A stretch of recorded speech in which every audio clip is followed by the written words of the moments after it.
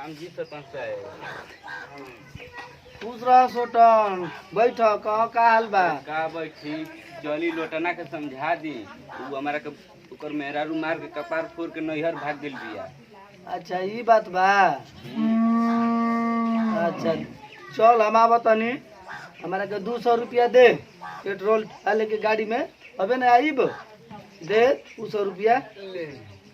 ई का दे तले 100 रुपया हमके भिख मांगा सन तले दे 100 रुपया औरी। अरे सरपंच साहब निकाल जल्दी। चल हम आवा तनी। चल घरे खुश रह। चल भाग।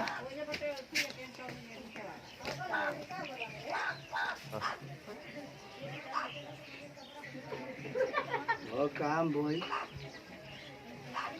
चलो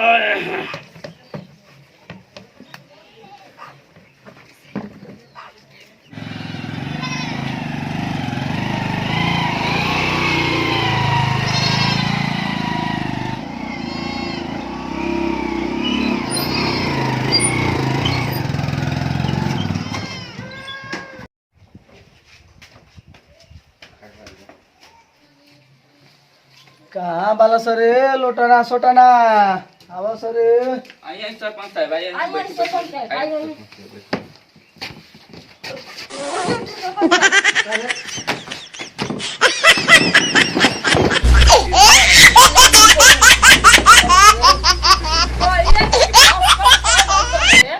आवा सब बैठा सब।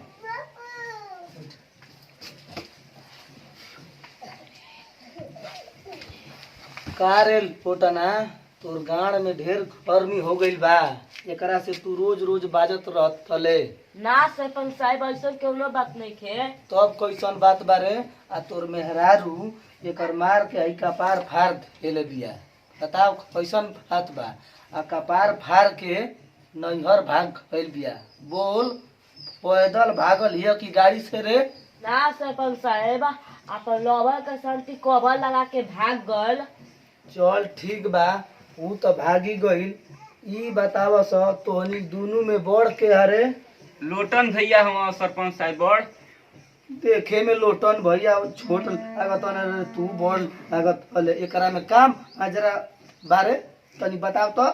सरपंच साहब जब से ई लोटन भैया पैदा भई न तब से गोबर ढोवत ढोवत ई छोट हो गई न। आम घूमत घूमत बड़ हो गईली। अच्छा ई बात बा। चलो सर ठीक बा। अच्छा ई बताव स तोनी के दोनों रोज रोज झगड़ा काहे करत हलस?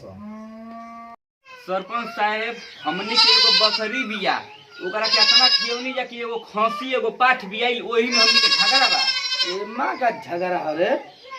एकरा में एगो खसी देवे के एगो पाठ। अच्छा झगड़ा ई बा कि के खसी ले के पाठ न। हां अच्छा ई नजरा बा। अच्छा रुक रुक अबे हम समझावत तनी कोनी के। देखो सब एकरा में झगड़ा के कोनो बात नहीं है। हल्ला सब लोटन जा तनी पानी पिया तो पिए के।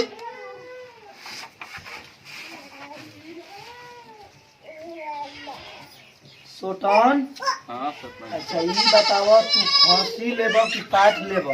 सरपंच साहब हम तो पाठ ले। हाँ तो लप दे 1000 निकाल।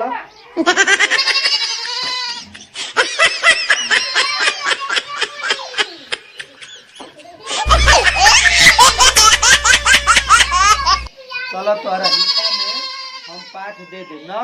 ठीक बा सरपंच। ठीक हेलो ना। हां ठीक बनी। ले ही सरपंच साहब पानी पी लिए। हाँ तो तोहनियों का नाम पंडित रखे वाला लोटन सोटन सही रखल बा। ओइसने तोहनी का बाला सा करे आई पानी का साथे मीठा के लियाई रे।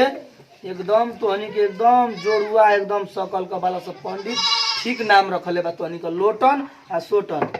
लोटन सोटन बोली सरपंच साहब। जा मीठा ये वैसा ला डोम चमार समझ ले बा। हमके खाली पानी लियल बा। जा तो ये मतलब मीठा है तो है नहीं। सरपंच से पकड़ी। इधर इधर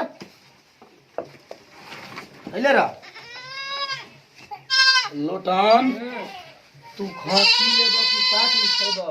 हम पाठ ले। अच्छा अच्छा पाठ है बस तो 1000 रुपया निकालो तोरा हिस्सा में हम पाठ दे दे निकाला जल्दी जाली में जे न तो ले चल चल चल तो हिस्सा में पाठ दे दे चिंता मत कर ना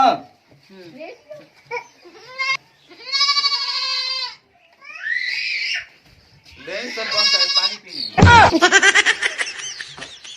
तोहनी के दुनून के नाम पतरा देख के रखल बा हेने लोटन हेने सोटन हेने पानी हेने मीठा चलो सब ठीके बा नाम तो तोहनी के लोटन सोटन रखाइले बा ठीक बा बाकी तोहनी के झगड़ा बा ई कंस मामा खसी से काहे कि ई सरवा कौड़ुआ जरुआ बा ई कंस मामा खसी के हमारा के दे दस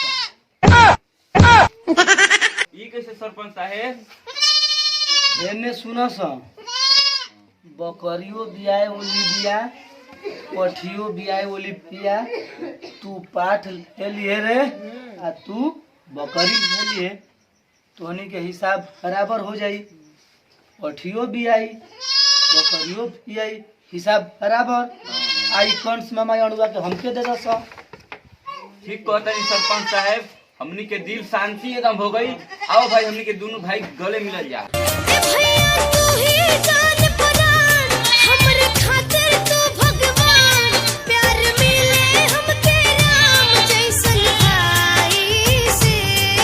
ठीक कहता है सरपंच साहब ये अणुआ रहे कि हमनी के झगड़ा करौले रहे आप एकरा के ले जाए ले तनी आराम से रहियो सही कहू ठीक बा सर। झगड़ा मत करियो सो अब झगड़ा कर बसना तो तोनी खसीबो ओकरिया मत काम के हमले